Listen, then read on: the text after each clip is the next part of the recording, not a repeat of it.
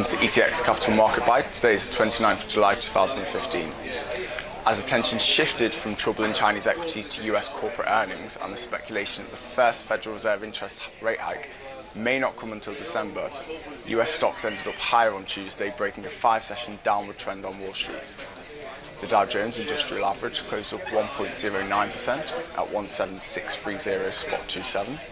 Tech-heavy Nasdaq Composite Index rose 0.98% at 5089.21, and the S&P 500 gained 1.24%. With hopes that Beijing could stem the rout in its markets without damage to the economy, Asian shares managed to cling on to modest gains on Wednesday.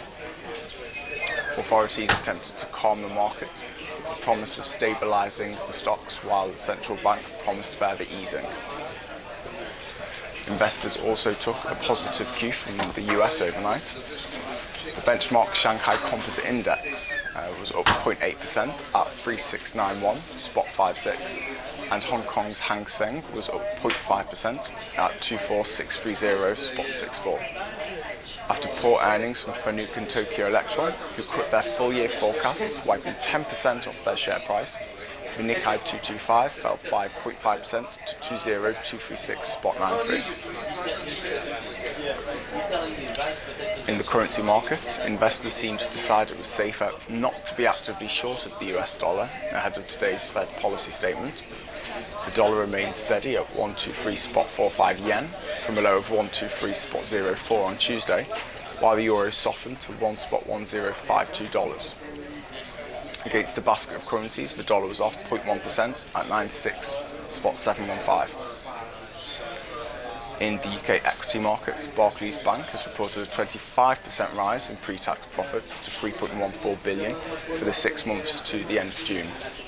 The bank said that it intends to accelerate the rundown of assets and cost-cutting as its new chairman sought to stamp his mark on the firm 3 weeks after firing its chief executive. The stock was up 1.75% at 285 pence per share in early trading. Tullow Oil has reported a 35% decline in revenue to $820 million for the first half of 2015. This compares to revenue of up to $1.2 billion during the same time last year. The Explorer said revenue for the first half of this year was in line with expectations. In early trading, the stock was up 1.1% at 240 pence per share.